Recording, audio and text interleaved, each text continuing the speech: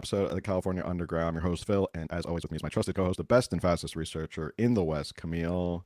How are you doing? I'm good. A little jet lagged still. How are you? Well, we're both jet lagged. I had intimated where I was. We both, this is so weird, like, we both out of nowhere, like, we didn't plan this, we didn't coordinate this, but we both planned trips to Europe, not the same trips, but we were both gone in Europe at the same time. So like we didn't even talk about it. It was just like, hey, we're going to London and Scotland. We're going over here. So uh, that's that's where we were for the last week. So jet lag sucks, especially coming Clarify, all the way you back. were with your wife in London and Scotland. I was with my husband and Correct. kids in Italy and Switzerland. Correct. Like Yeah, we were still countries apart, but we were in Europe at the same time.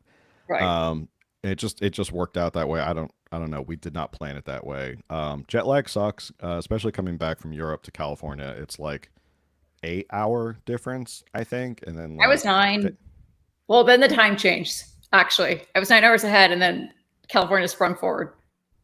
so So they then like gained an hour, so it's still 8 hours. so then I was 8 hours, yeah. Yeah, it's So I the best way switched to the daylight savings thing, but then I got home Monday morning. So I'm just tired. it's like the best way to describe it to people is like you flip your day on its head because like when you should be sleeping, you're awake, and like when you're getting ready to go to bed, people are just like waking up and going to work. So your whole like it takes a little bit and then coming back and anyway, so that's where we've been. And even though it's been about 2 weeks since the election happened, the primary elections on March 5th. And anyone who tuned into NBC on the streaming to check me out, that was awesome. It was a lot of fun. Thank you, NBC, for having me on. Um, there were still results trickling in for the next 2 weeks. And that's why we said election results thus far. Now, there's been some races that we've been keeping our eye on that have been decided, like Prop 1, which we're going to get to. There were some races that were too close to call. There's some races like the Shasta County Supervisor, which is quite literally one of the closest races, still too close to call. So that's why we're saying election results thus far. So I don't think we really missed out on anything by not doing a show the week of the primary because the election, like the results weren't done that Thursday. So we Right. gave it some time and we actually have a better idea. There were races that were decided that night, but there were still a lot of races that also flipped like the following days. So Yeah. before we get started, any thoughts about the election result that you want to get right off the bat? I'm disappointed Prop 1 happened. I mean, I expected it, but it was so close that I was fingers crossed, hopeful that it wouldn't. And of course, last night, late afternoon, Yeah, yesterday, something ever we of course heard. yeah, yeah. I okay, I was bummed. I love doing this podcast, but I loved like 2 weeks of no politics. I It's like nice to decompress. it was It's really nice great. to decompress. Go on vacation and be with my family and just, be doing all that. And people would send me stuff and I just ignored it. It's like, I do not. You hold America down. I'm good. Yeah, it's California won't burn down in a week if we're gone not talking about politics. Yeah. It's always important. I think people should just like also disconnect from politics because it can like consume a lot of people, and then I know there's a lot of people who like it makes them their whole life, but Right. um, disconnect, enjoy the beauty. You know, go travel, go see a different country, go to some beautiful country and look around and enjoy something. Uh, live your life. It's not all politics. Anyway, so a lot of people always are like, why does it take so long to get all of our results in California? Hmm. Um, and I mean, the point of this episode, again, it's kind of funny that we're still talking about election results 2 weeks later. But I think it's important to kind of go over why it does take so long. I'm not saying I agree with it. I'm not trying to explain it. I'm not trying to rationalize it. I'm just trying to explain it so people can say, okay, this is why it takes so long. This is an article from Cal Matters that says 2 weeks plus one day after voting ended in California's primary, there are 108,000 ballots left to be counted, and a dozen congressional and legislative races remain too close to call. While the uncounted ballots are less than 2% of the 7.7 million cast, readers have again asked why it takes so long for California to finish counting votes. California started mailing ballots to all registered voters for the November 2020 election. This year, about 50% of ballots cast were counted on primary night, March 5th, compared to 41% in June 2022, according to data from the California Voter Foundation. But processing mail in ballots can take time. Any ballots postmarked by March 5th and received by March 12th still get counted. Also, there are a number of steps county election offices take to ensure the integrity of each voter's ballot, some of which can't start until after Election Day, and counties have varying levels of staffing and resources that can impact how quickly the work is done. As of Wednesday night, 13 of 58 counties reported completing their tallies. Let's see. The state passed some laws to try and speed up the process. One new law allows counties to immediately scan vote by mail ballots from people who bring them in person. Placer County did so this primary. About 8,000 people used the system of nearly 15,000 who came to vote centers. Another new law counties to contact voters via email or text for signature verification, but both laws just went into effect January 1st. In Orange County, the last batch of notification letters were sent out March 13th, according to Bob Page, the county's registrar of voters. Voters have until 2 days prior to certification of the election to respond. Um, so there's sort of an overview. And again, I'm not like advocating. I'm not saying it's the best system. This is how it is in California. Mail-in ballots are definitely a big thing. It takes a while. As long as they're postmarked by the 5th, they start kind of like trickling in. So there's a lot of people who probably drop it off the day of election, and it kind of gets to the registrar of voters. And then you got to think about the fact that, like, sure, there's a lot the day of who are counting ballots. Like election day, there's a lot of people counting and people working or volunteering. After that, I mean, as time goes on, you're going to get less and less volunteers. The staff kind of slowly goes down. So it's not, I mean, it's not perfect. I'm not going to say it's perfect why it takes so long. Mail in ballots definitely slows everything down. Any thoughts? Uh, no, I mean, I'm with you on that, that we could agree or disagree, but those are the facts. Those are all the reasons why it does take Yeah. time. And California is a huge state. I mean, we're a very Yeah. populated state. And so, yeah, there are a lot of states that are like right on it and good for them. But we Mhm. have all of our own rules and regulations, and we are many people. Fun fact, not just this will be the last time I talk about my Europe trip. Um, Scotland only has about 5 million people, which to me is crazy because San Diego County has about 4.4 million people. And when I told our tour guide at a distillery, I was like, our county has about 5 million people. She was like, are you serious?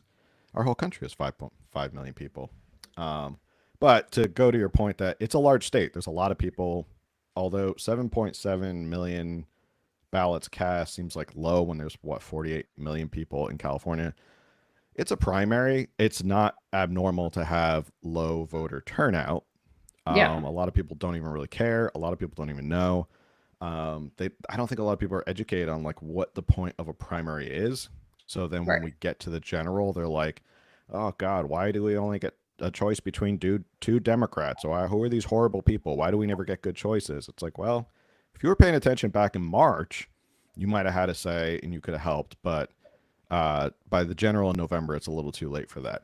Which we'll get to Prop One in a little bit and why I think they put it on the primary rather than the general. So let's start at one of the biggest races with national implications, uh, the Senate race, which was we did the Senate debate.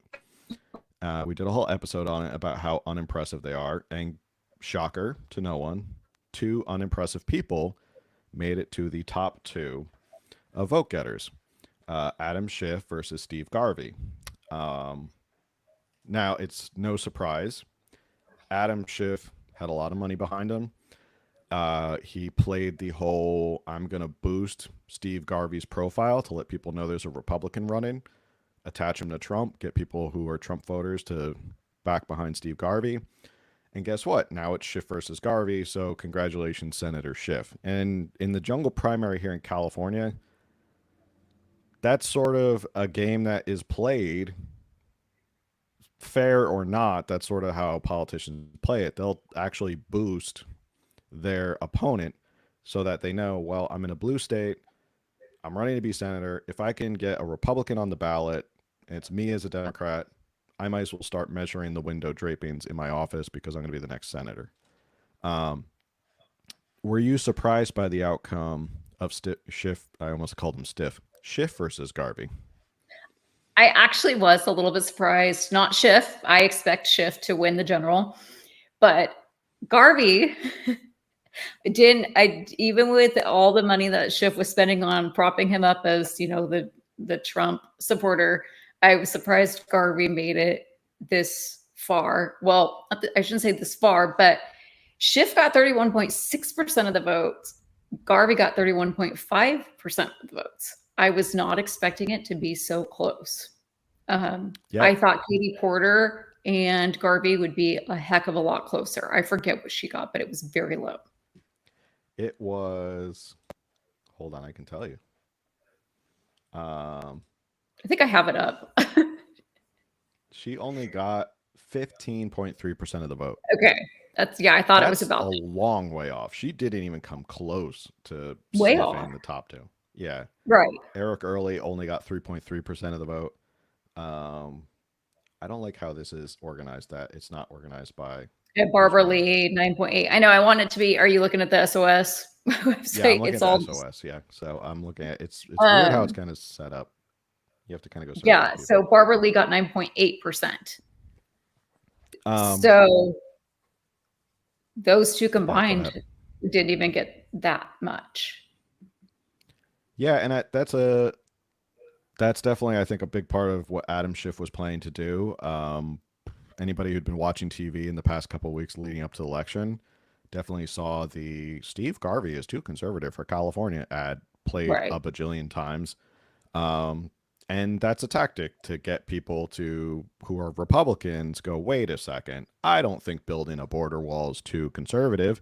I'm going to vote for this Steve Garvey fellow. And it worked. It promoted him. It got people to know who he was. Right. I don't And because like you said, most people don't even pay attention to the primary. And mhm, so the fact that Garvey did that well in the primary, I shifted that. yeah. And I'm not gonna like sit here and pretend like, oh, Garvey did so well and he was ahead on election night and all that. And like, I'm not gonna look. I'm not gonna like blow smoke up any of our listeners' butts. That we've never been that way. We're gonna be honest with you. It's gonna be Senator Schiff. Like Yeah. Steve Garvey's not gonna make a run and win in a blue state. And I mean, if he does, it'll be the craziest political upset in like entire history. Um, because the You have to look Democrats at will come home. the other votes, which Mhm. were a few Republicans. They don't add up to anything. And then, of course, no party preference and Democrat. Barbara Lee's and Katie Porter's votes are more than likely going to shift. And so come the Mhm. general, he's going to very likely win with over, 50, 60%. Yeah, it's not really going to Like even be close. So, it's when Garvey's not, people his percentage isn't going to go up. Shifts will. no, I think this is about as well. It might go up a little bit. Well, actually, percentage wise, it probably won't go up that much because even the people who are going to vote on the general, when it's Biden and Trump are on the ballots, uh, I don't think it's going to make that much of a difference. There's still a lot of people will vote for Garvey. Millions of people will end up voting for him. It in the end won't make a difference. So congratulations, Senator Jeff. He'll be senator now until the day he dies, probably. So that should be fun. Um, What do you and think about Katie Porter spending money on Early, who didn't even have any really we know his name because he's the perennial mhm. candidate Republican. We see him like every election cycle. We're like, oh, what's he running for now? But nobody knew who Early was, and yet Katie Porter was like, oh, this is the hill I'm going to die on this election. What do you think about that? It was a weird choice, honestly. I because she was spending money on trying to get a Republican candidate who had no backing at all.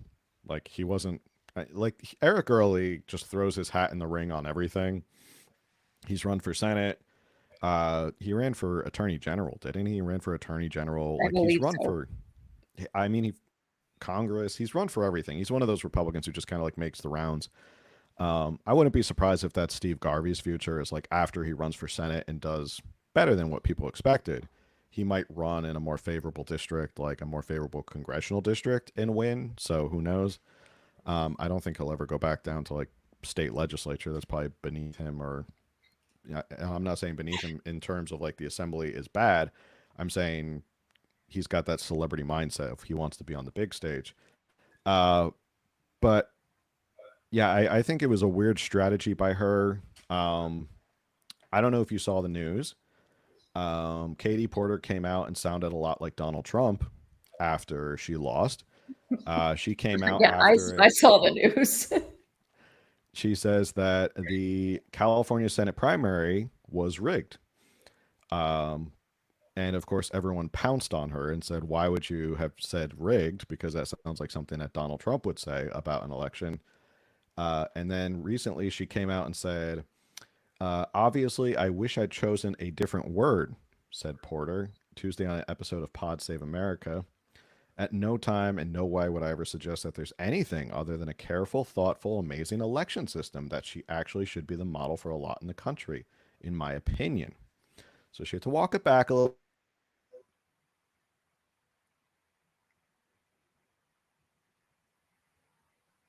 California is rigged. I'm saying that it's rigged in other ways. She went on to say, because of you, we had the establishment running scared with standing with 3-1 in TV spending and an onslaught of billionaires spending millions to rig this election. Porter's choice of words was quickly compared to that of former President Donald Trump, who falsely claimed since the 2020 election that the contest was rigged and characterized by widespread election fraud. So she goes on to say on the podcast, outcomes are manipulated and distorted when you have people coming in spending millions and millions of dollars at the last minute, and that money is not disclosed until after the election. Wait, what?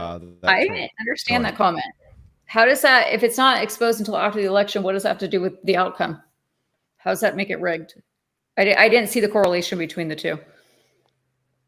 Well, I think because you can't use it as fodder, like as an argument against your opponent. Like if there's some shady super PAC who is helping one candidate, and then we don't know until after the election, she can't say, "Oh, well, this shady super PAC is doing something shady, so you guys shouldn't vote for him."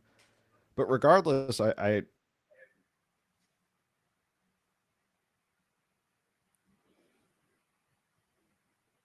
supporting her. She had a lot of money, like lots of money was rolling to Katie Porter. She had like millions from her congressional, millions from raising. Yeah. It's not like she had a lack of money. It's not like she was some grassroots politician who just came out of nowhere. She's pretty well known, if albeit just for the fact that she has a whiteboard. But I mean, I think she just. It sounds like she's bitter because she lost and she was outspent by Adam Schiff, and like the. I'm sure she wouldn't be whining if the powers that be lined up behind her. If all that Right. money lined up behind her, I think she Right. probably wouldn't come out and say it was rigged. I think she's Had just she come mad in that, second? yeah, that she, even if she came in second for the top two, maybe she wouldn't be whining. Um, but she goes on to say outcomes are manipulated and distorted when you have people coming in spending millions of dollars. Oh, sorry, I already read that part. That term rigged, though, is a very loaded term in the era of Trump. Um, Oh, this was Adam Schiff. He's responding. He said the term rigged though is a very loaded term in the era of Trump. It connotes fraud or ballot stuffing, false claims like those of Donald Trump. Schiff said, and I think that what's remarkable is Democrats very quickly rallied to say, no, we don't use that language. The election was legitimate, and this is a sharp contrast to how the Republican Party treats allegation of rigged elections, which they've gone along with. So, sore loser. I don't know. What do you think? I think it was a sore loser comment. Um, Mm-hmm. it does kind of lead me to question, and I'm curious on your opinion on this. So she was Congress for a couple terms, and she had a close race last time with Scott Baugh, the Republican, but she had way more money than he did. millions more. And I forget the exact figures. I don't have them in front of me, but she definitely had a much larger war chest than Scott Baugh. And then he came pretty close to her. And I didn't hear anyone saying that's only because of her money that she won that race. And so, she Hmm. won by people supported her. People chose to, vote for her over Scott Baugh. Now she has stepped out. She's not running for that congressional seat again. And Scott Baugh is the clear front runner. And I'm wondering, do you think she committed political suicide? Do you think her career is done? Possibly. I always wonder the risk that politicians take when they run for something and they lose, and then they kind of have to fall back on another race. And then Right. how Because she did they wasn't do termed or out. I mean, whatever. it's Congress. She couldn't term Mhm. out. Yes, she can keep going. Did she spend too much on the Senate campaign, and now she's got to try and defend her seat? Like, uh, we'll see. If she could probably raise the money, though, I think again, but it does put her at a disadvantage going forward, right? Yeah. I mean, where does she go from here? Like you said, she could go back to Congress, 2026. Yeah, But she could. Yeah. but then people Um, also might be like, hey, you left us. You wanted better things. You weren't here for us. yeah, maybe, and maybe if the way things, it's incumbency is a big deal. Um, and being an Yes. incumbent helps a lot. So once somebody's in there, it's Congress, you can flip a lot of seats. Congress, you're always flipping seats back and forth. But incumbency helps a lot. So losing that seat to a Republican changes the landscape of that district. So now maybe it's not such a favorable district for her to run in. Um, so we'll see where she goes from here. I mean, I wouldn't be surprised if we see her as a political analyst on MSNBC or CNN for the next couple of years until Seriously? she. You think people want to listen to her? Oh, they've had her on the news with that whiteboard all the time. So I'm sure they'll be like, you and your whiteboard come on to MSNBC and talk about, I'm going you to take know, over the whiteboard thing. how I'm it's going to be your thing going to then. make You're it going to do it. mine. Well, Karl Rove also does the whiteboard thing, which I don't really understand that, but that's like their gimmick is the whiteboard thing. I guess they want to show people like, hey, here's the breakdown of these things. I'm going to one And, up them and do a post-it notes. That's my thing. I'm just you'll going do to post-it notes. just gonna do I post-it think we notes. should do it like coloring books and like crayons to make it even simpler because it feels like that's how they're talking to people. It's like, well, you people are Right. too stupid to understand, so I'm going to write it like this for like a child. So maybe we should just break out like the crayons and just be Yeah, like, this let's is do how. drawings. We'll just be like, let me show you pictures.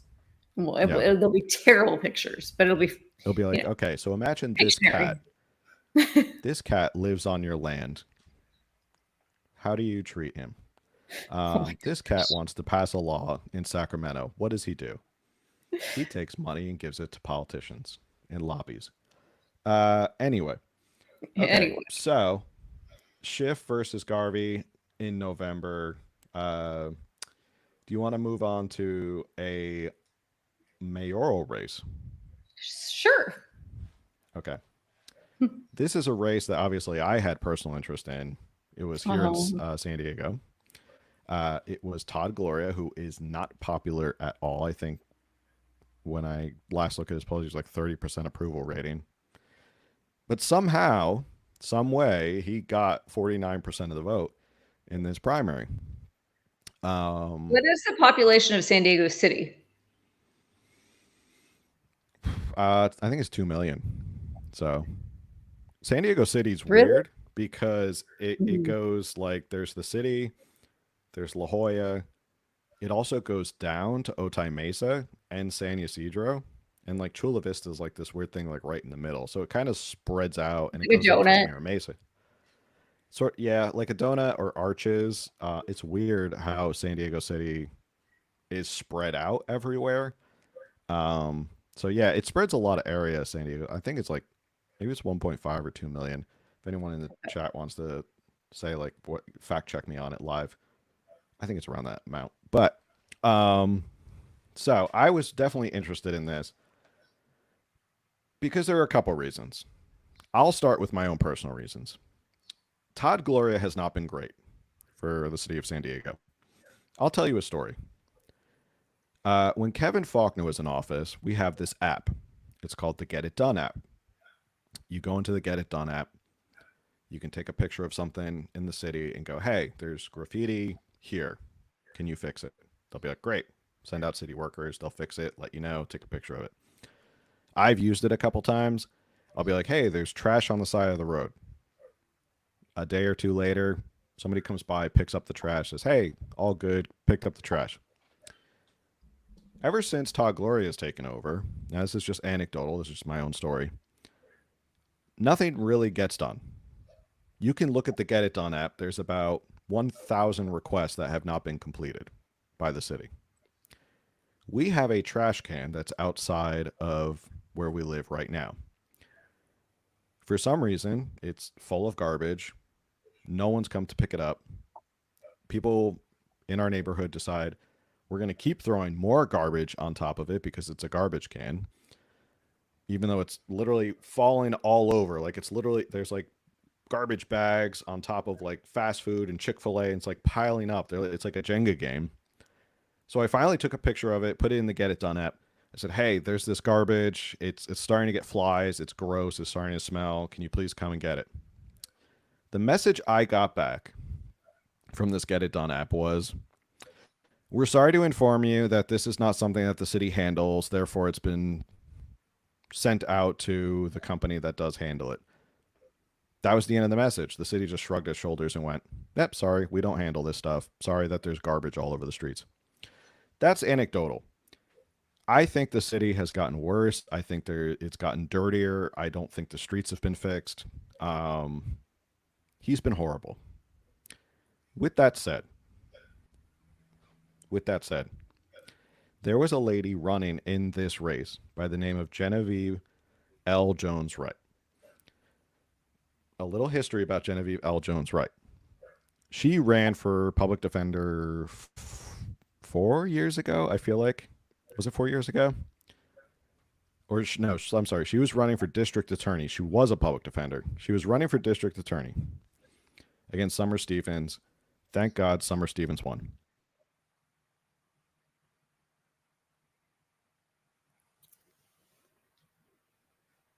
Act candidate.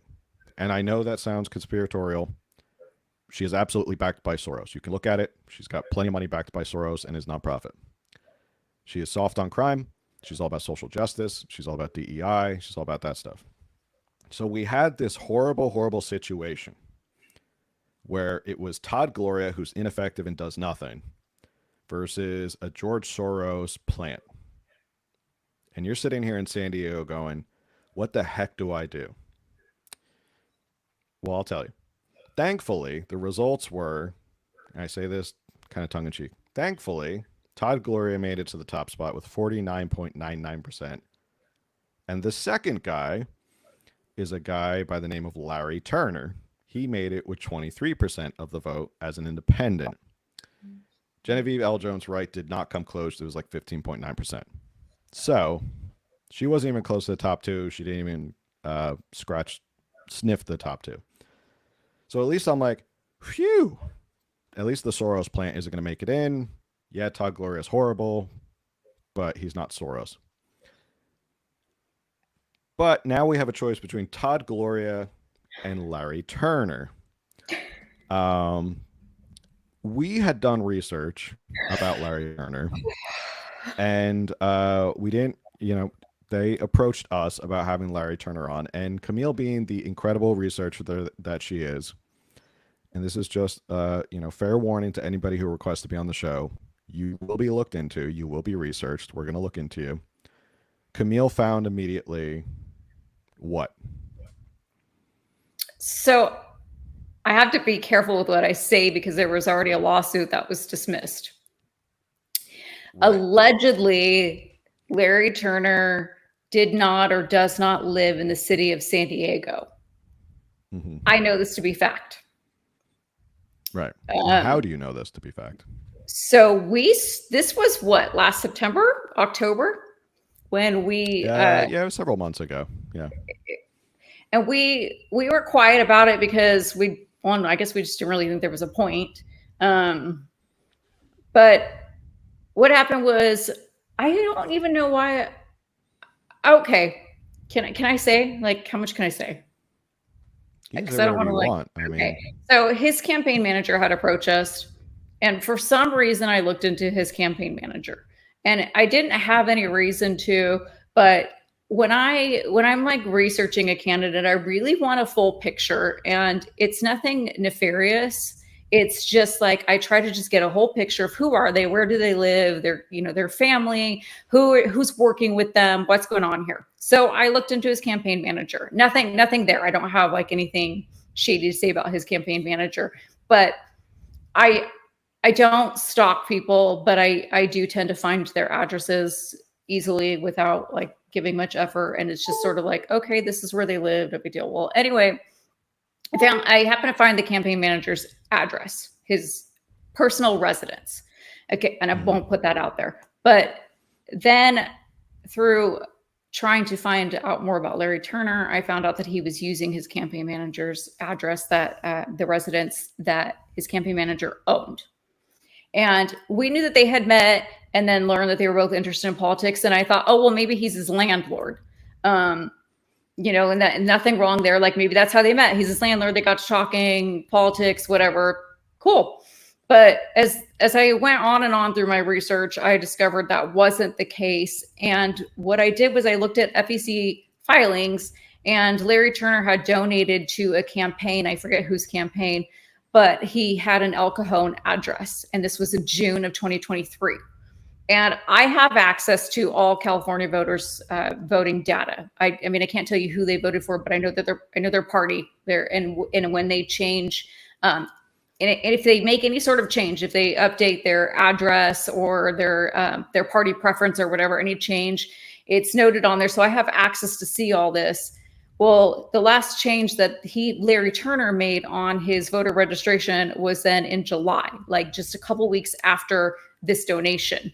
And um, I went through a whole lot of paperwork and property taxes and whatnot to find his El Cajon address, which is this like beautiful single family home. And El Cajon is, I think, I want to say 15 plus miles inland of San Diego City. Mhm. So um, he went through great lengths to basically transfer his property records out of his name and into some random name so that it couldn't be found, and then re-registered using his manager's address, but his wife isn't registered there. It was kind of messy, and we told them, like, look, we found this, can you please comment on this? And then they were like, oh, well, wouldn't this be great controversy for the show? And we're like, no, that's not what we're about. And so we were Mhm. just like, we're not going to do that. Well, then someone else found out and then raised a lawsuit, which was then dismissed. And he probably did find some address to move into, but it just questions, why do you start off your campaign lying? And why are you running for, I get that he works in the city of San Diego, but why are you running for the mayor of a city you don't even live in? Meanwhile, the El Cajon mayor is actually running for Congress right now. And so I felt like you could just wait and run for that mayoral position, depending on what happens with your current mayor. Right. So, Yeah, yeah, it was something we hadn't really spoken about it publicly, but I figured now that it's going to be Gloria versus Turner, I think we we kind of kept quiet because I was like, I don't even know if this guy's going to like make it to the top two, so it might not even be worth it. Um, but he's made it to the top two, and so I figured it's worth us talking about it. and we have Uh, receipts, dated timestamp text messages. We can prove yeah, everything we just said. if you know anything about us, we always come with the receipts. We always do our research. Yeah, we were not, we were kind of put in this weird position where we were like, they were like, oh, well, why don't you have us on and we'll talk about it? And then I was like, okay, but we're not a gotcha show. And we always pride ourselves on the fact that like we have guests on because we honestly want them to come on and talk about like what they're doing, what they want to accomplish. We want to give people, guests, politicians, stuff like that. We want to give them that space where they can talk for an hour and like really get to like to the detail. They can get past the 2 minute news segment. And a lot of our guests love that. That's why they come on the show. They love the fact that they can be like, I'm going to talk about 5 subjects at length. And so our whole thing is we're not a got you. Like we don't bring people on so we can do gotchas and be like, hey, we got you. We're going to embarrass you for a viral clip. So we were in this weird position of like, we're not going to bring somebody on to do a gotcha because that's not our show. And then, but we're also not going to bring somebody on. And then if stuff comes out, people will be like, why did you platform this guy if he's not being completely honest?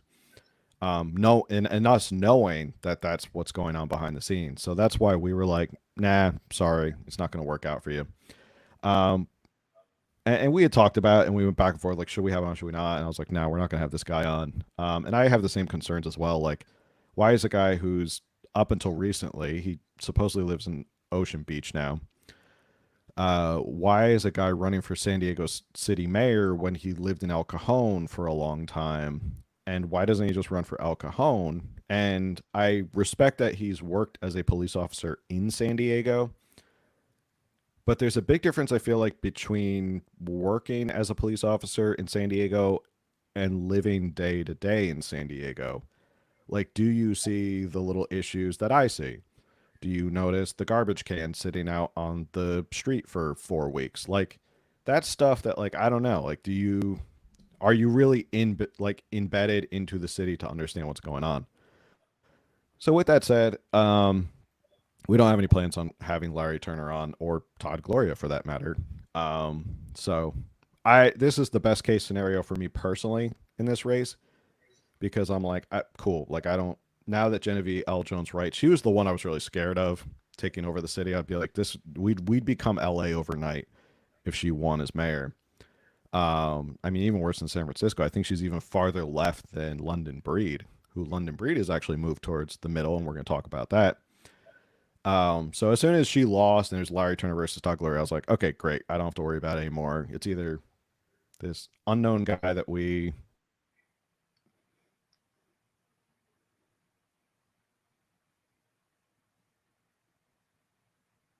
someone who's incompetent and doesn't get anything done over an activist who ruins our city. So, any final Yeah. thoughts on San Diego City Mayor? I'm glad I'm not in your position No, to. I think we covered it. I don't have to choose between those two. Yeah, and I had feared this too. Like I had feared that we were in a weird position of like, and this is California politics. This is what stinks about California politics. It's like if it was Genevieve L. Jones right versus Todd Gloria, do you hold your nose and vote for Todd Gloria because you're like the other option is just so bad. Like, Right. yeah, it's so thankfully it's I I don't really care who wins now. It is what it is. So I wish Kevin Faulconer was running again. I think he would have easily won and become mayor. And things look I good don't under think we Kevin were Faulconer. planning on talking about his race. Is Well, there's not really much to talk about because okay. no one faced off against him, so he's running. As far as I know, no one ran against I him. thought he was So I thought he was running for Tara Losser, whatever her name is. Sorry. right, yeah, that's what I meant. Is that so Oh, so yeah, it's Tara just Losser them two Reamer. going to the general. Yeah, there was no one running against him in the primary. They cleared the path for him in that race. And is that your So district? I should know this. You should Yes, it know is my this. district. Yes, it is my district because they switched all districts. It was Nathan Fletcher was prior my supervisor, so now it's Wow, not. Now you it's just Tara getting hit Lawson. from all angles. Yeah, I'm just getting represented by a whole bunch of Oh my wieners right now. gosh. So, um, yeah, Tara Lawson Reamer, who appears in dating profiles with her kid. So that's fun. That's a whole different story. Anyway, but let's talk about some good news. There was good news in the race Oh, in the election. I don't want to make it sound like it's all bad news. Usually, when people hear about California election results, they're like, it's all bad news. Um, the biggest news that I had tweeted about that got some major traction was what happened in San Francisco. If you're not aware of what happened in San Francisco, there were 2 city propositions, so not state propositions, were put on the ballot. and they won overwhelmingly with like 60% of the vote. So it wasn't even close. It wasn't like 51% it squeaked by. It was overwhelmingly um, in favor of these two propositions, to the point where like the San Francisco Chronicle the next day came out with a headline like San Francisco is no longer a progressive city. Okay, Like so these that's were they were good like ones. these were good ones, yeah, and they Because were I'm not familiar with what happened. so Sorry. there were two propositions, city propositions, Prop E and Prop F, and Mayor Breed was in support of both of them, and that's why I said Mayor Breed, who is facing reelection, she's she's in a hot seat right now. Like she's not guaranteed to win again. She's moved back towards the middle, Okay. not towards the right. I would say she's more moderate now. Okay. So there's these two propositions. Prop E, which allows for the use of body camera footage to satisfy reporting requirements and allows the installation of surveillance and facial recognition cameras without approval from the police commission or board of supervisors. So that basically gives the police more power to fight crime and like recognize criminals and what's going on. And the bigger one, I think that a lot of people were kind of like, wow, this actually passed in San Francisco, was Prop F, which would require drug screening for certain beneficiaries of county assistance. So if you tell someone that drug screening of those receiving welfare would pass in San Francisco, I think they probably would have said hell has frozen over, because that's been like a Republican thing for so long. Hmm. The idea of, well, if you're on welfare, you should be getting drug tested because you shouldn't be on drugs and getting welfare. Like the idea is we're trying to help you. And if you're squandering it on drugs, then what's the point? We're just throwing money down the Like toilet. that's been like a fight since I was a kid, maybe even before. Like my whole It's life, I been feel like we've been fighting for that. yeah, it's been a fight for a long time in a lot of places, and here we are, San Francisco, the bastion of Republican ideals, had passed this proposition, which now makes it a requirement that certain beneficiaries have to go through this. Um, that's big news, and I think the biggest thing, if you're reading between the tea leaves with this, is that San Francisco has gotten so bad that this is what's the result. People are lashing out, and there is a backlash against how bad San Francisco has gotten. And the fact that it wasn't close, it was 60-40 for both of them, I think. That just shows you like people are fed up in San Francisco. They're looking for more common sense. They're done with like the progressive ideals. They're trying all that stuff. They're like, we want some sanity. We want some safety. Look, we just want our city back to what it was. Like every day, it feels like every week, there's this store is leaving Union Square. It was Zara's, then it was Macy's, and it was Nordstrom's. Like it's just every week, like somebody's leaving Union Square. So I think people are just fed up with it. I'm actually watching the video right now. Measure F was 63 to 37%, so it was even better than 60-40. Oh wow. Um, so that's good news. Good news in California. If in San Francisco you can get these two things passed, I think I've always said there's hope for California, but I think that's good news for a lot of people to say, like, wait, these things can actually pass, and like San Francisco is the one to do it. Great. That's Maybe amazing. maybe there is hope for us after all. Um, Would Katie I Porter mean, say that's rigged? no comment from Katie Porter on whether that was rigged or not. Okay. That would be funny if it's just Katie Porter. Every race she doesn't like, she just comes out and says it was rigged, Why and then like is this apologize. rigged? She just she comes out with her whiteboard and is like, "This was rigged," and then they're like, "What do you mean rigged?" And she's like, "No, no, no, I don't mean like rigged. Like I just mean like it's just not fair. Money. Like, like, it's just money." And they're like, "Well, you sound like Donald Trump." No, no, no, no, that's not what I meant. I didn't mean rigged like Donald Trump rigged. I mean like rigged like California money rigged. Okay. So I thought that was really good news. That San Francisco is finally trying to see the light a little bit, See, and your vote who knows? matters. It does. It absolutely does, and we are big believers that stop whining, stop saying that your vote doesn't matter, because it does in California. It absolutely matters, and look at what happened in San Francisco. Like things can change, momentum can swing. They got rid of Chet Bodine. They've instituted these two propositions. I mean, you would think like Republicans are like taking over San Francisco, but this is just like moderate Democrats are like, we're tired of this crap. Like we want like a normal city back. Is that okay? Um, it's funny watching all the San Francisco papers be like, "This is the death of like a progressive city. It was fun while it lasted." It's like, really? It was fun while it lasted while you're stepping over. Where was the fun? Where was the Your fun? city Where was fell the fun? apart. How was that fun? Where was the fun in stepping over poop and homeless people? That was the fun part. Okay. Um. But anyway, uh, I'm trying to think of what's the next one, and then I think we'll end with prop one. That'll be the Okay. big, because we can bang out these other ones. Um, this other race that was kind of notable was the recall of Shasta County supervisor. I don't know if you've been following that. Pamela Oh, Price. Is that what's the that? no? Was that Pamela Cry is Price? his name. Kevin Cry. Oh no. Okay. Um, so there's a recall of Kevin Cry. They've been calling him one of the far right people who took over Shasta County, county supervisors, county board of supervisors. As of today, before the podcast, there is a difference. So yes, in favor of recall is 4,527 votes. No is 4,573 votes. Wow. So again, if you don't think your vote matters, look at those numbers. This could literally come down to like less than 100 votes, whether this guy keeps his job or not. So Yeah. 50 votes is what separates them. Wow. Um, that is very, very close.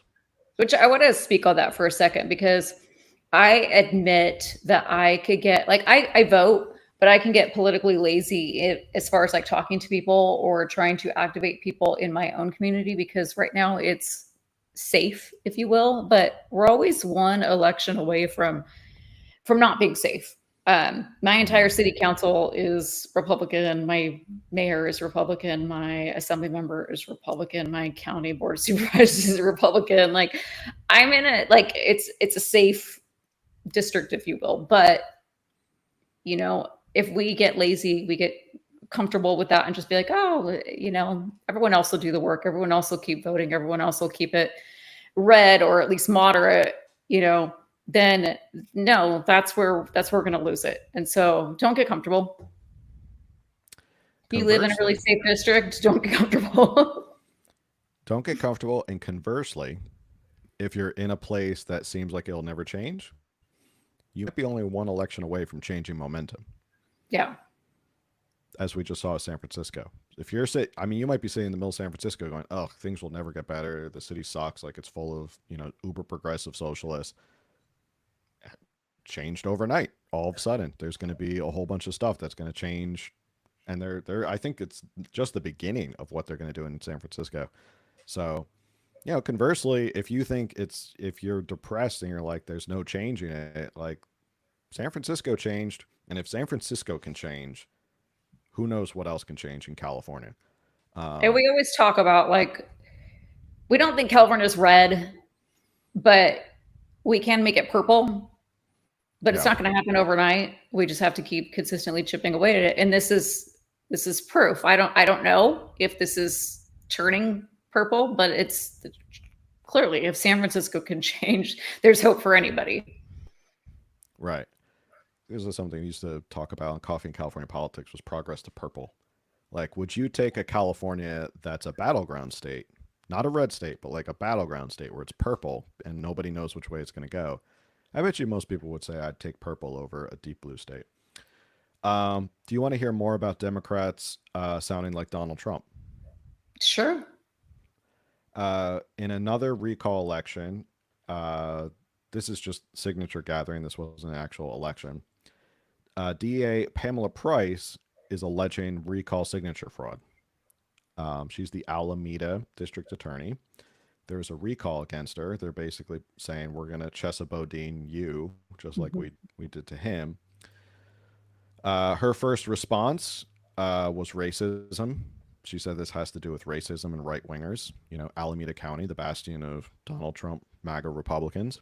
Always is. And now she's claiming that there's signature fraud. She said, quote, "We have extensive evidence that we've collected from volunteers and citizens in Alameda County who have come to us to make these claims, and they deserve for our election integrity to be maintained." So, Y'all, sometimes people just don't like you. Like, just accept that. Sometimes you are not good at your job and you need to be recalled slash fired. Yeah. She issued a letter to Attorney General Bonta, and he responded, in your letter, you allege that signature gatherers for the recall campaign have employed deceptive tactics to acquire voter signatures for the recall. Thank you for raising this matter with us. It is imperative that our electoral system operates with the utmost integrity and our principles of democracy are protected. At this time, the allegations regarding unlawful signature gathering tactics should be directed to the Secretary of State, who serves as the state's chief elections officer. So, as you know, I think a attorney, you made it to district attorney of Alameda County. You should probably know that all election complaints go to the Secretary of State, not the Attorney General. So, good job, DA Pamela Price, for not knowing that. Um, anyway, let's see what else is left. I think that's all of it. Before we can finish in talking about Prop One. So Prop One, which we did a whole episode on, Prop One unfortunately passed. Uh, they called it yesterday. Was it yesterday Yeah, yes, afternoon? dude. I was hoping that it was still undecided by the time this podcast came out, but it had passed. Sadly, Prop One narrowly passed. Narrowly. Let's see. Very narrowly passed. I want to I see. didn't even do the math on it. I'm You going didn't do to. the math on it. Let's see. I can pull it up. Um, let's see.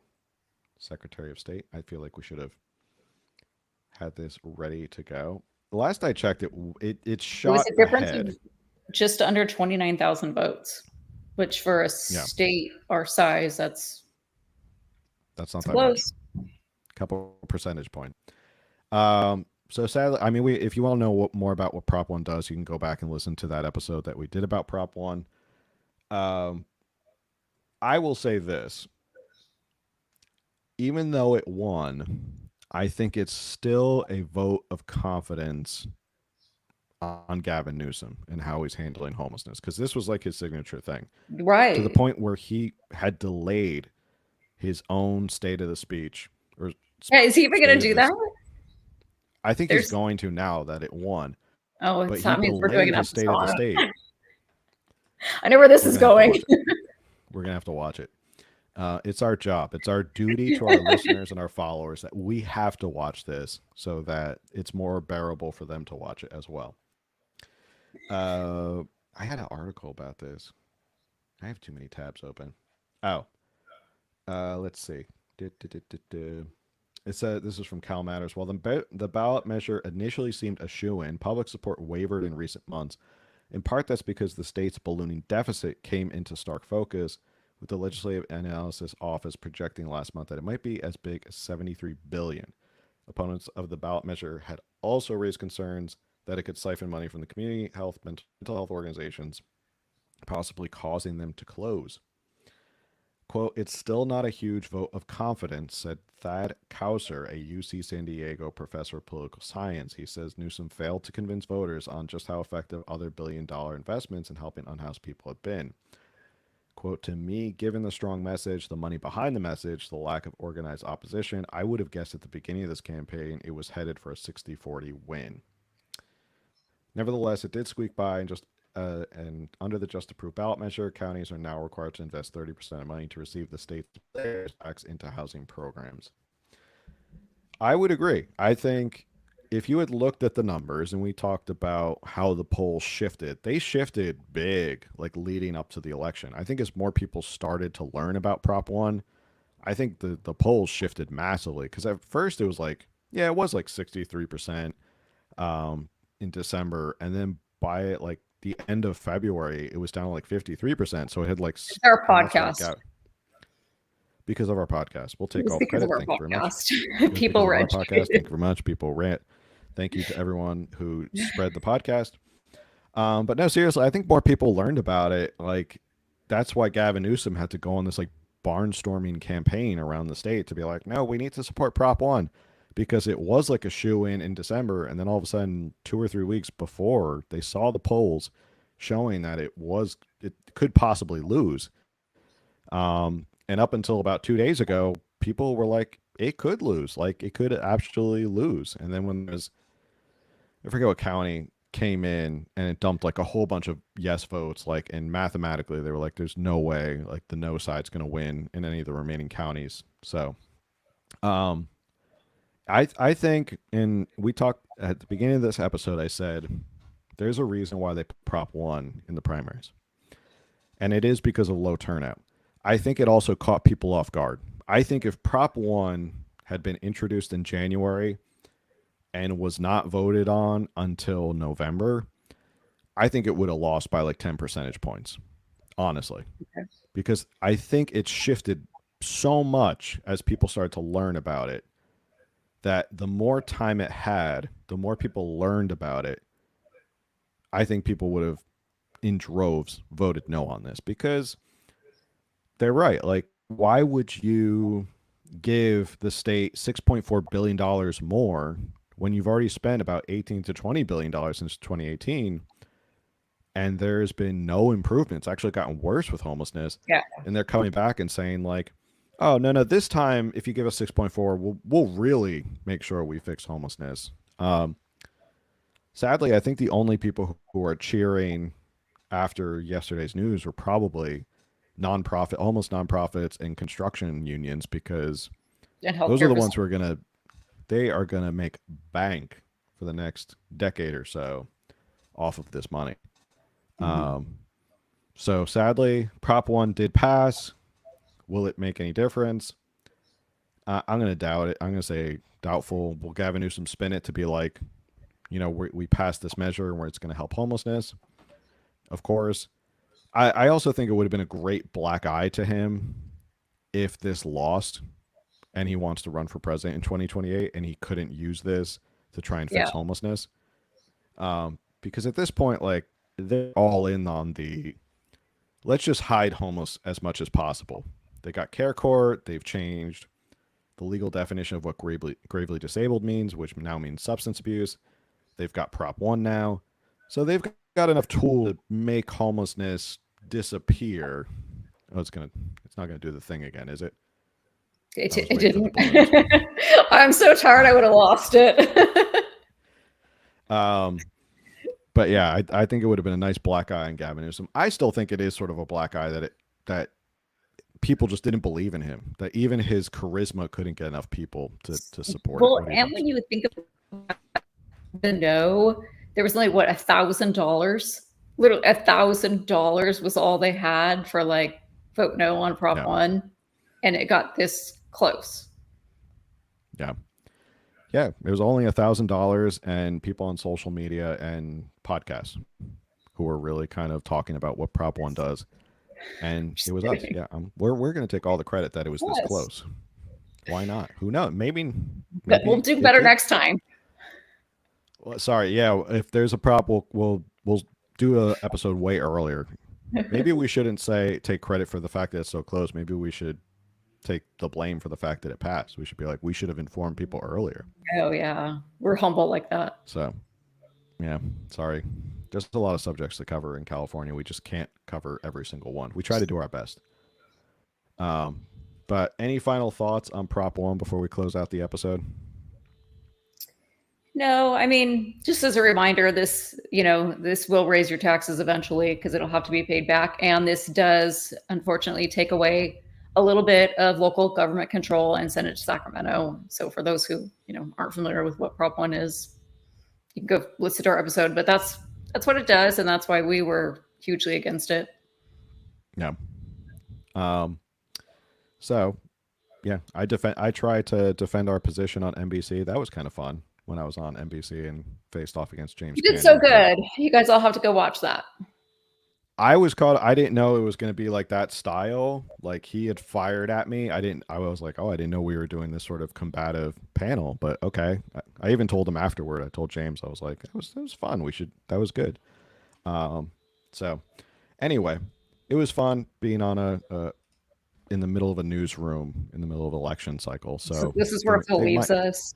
They bring him on permanently, and he says goodbye to this show. No, I'm just kidding. Nah, That didn't it's happen. not. Nah, it's. Didn't happen I yet. like this much better. I don't want to be. behind a desk just repeating like what the teleprompter tells me. All right. So those are the election results. Obviously, you can go check out a lot of election results. Oh my gosh, we didn't talk about the one race that we're really interested in. Okay, really quickly. Really, really quick. How did we forget this race? The 75th district. You didn't put it on the notes, and I thought, okay, he doesn't want to talk about it.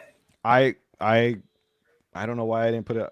We have to talk about the 75th. Oh, we both just got back. We're both tired, all right? Yeah, we're still just getting over jet lag and everything. So, all right, real quick. 75th district. You all know if you follow the show is Carl DeMaio. Carl DeMaio jumped into this race, and he even Larry Turnered his way into this race with a fake address. he did Larry Turner his way into it because he rented a room from somebody in that area. So we don't believe he actually lives in that district. No, he doesn't. He didn't live his husband to go rent a room from somebody. Right, and we have the receipts, so don't come at us. Don't add us.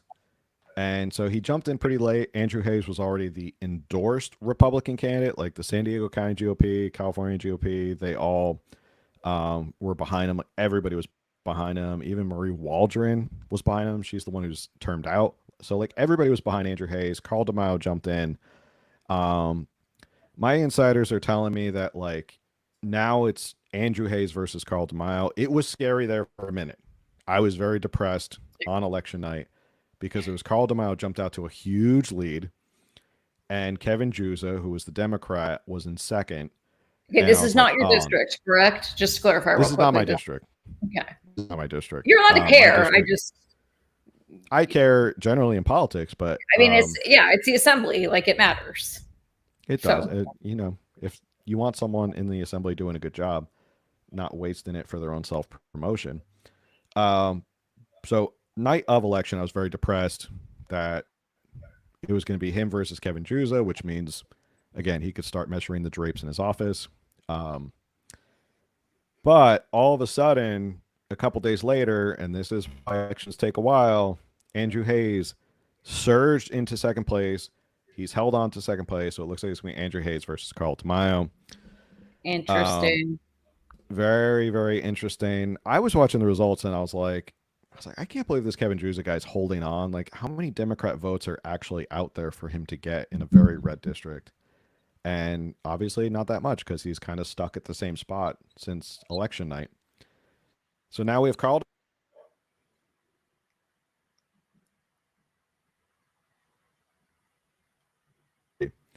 Insiders have told me that all those endorsements, the San Diego GOP, the California GOP, all those endorsements of all the assembly people, everybody, like Brian Jones, everybody. I think Brian Jones. I'm sorry if Brian Jones didn't do it, but I think it's like everybody. It's like 100 people.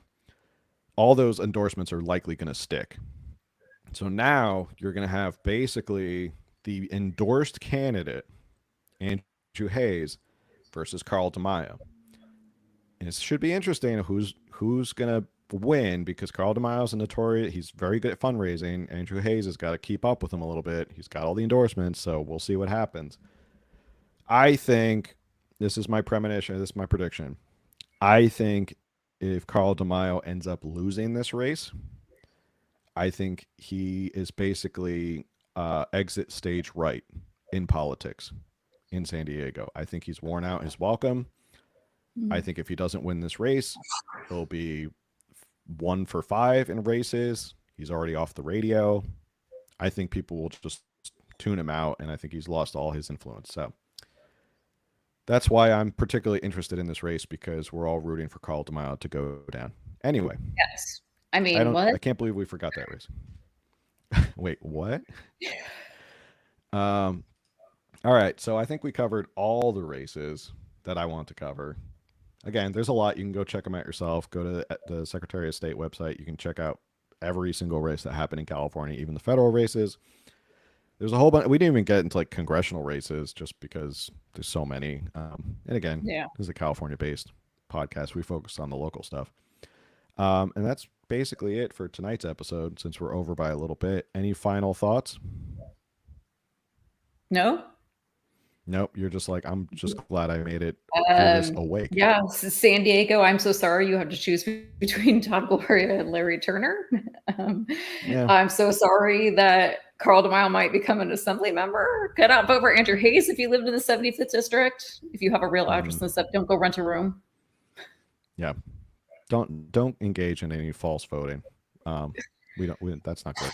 It's not worth it My to family's vote in the off assembly too. district. I'm sorry. Everyone here is jet lagged, and apparently they forgot it's podcast night, so there's a lot of noise. It's a lot of noise. They're also on European time. They're like, what? But anyway, all right. So we'll be back to our normal schedule Thursday every week at 6 p.m. Good to be back, and we got. I mean, this is the home stretch now, where the primaries are over. We got our presidential races set up. All the races are basically decided for California coming up. It's going to be a mad dash. Before you know it, it will be November, and there's going to be a lot to talk about. So, with that, I'd like to thank everybody for tuning in. Make sure you like, share, subscribe, review, comment. It helps with the algorithm for people can find us. And the best free way to share and support this show is share it with somebody else. And that's basically it. So we'll see you all on the next one. Later.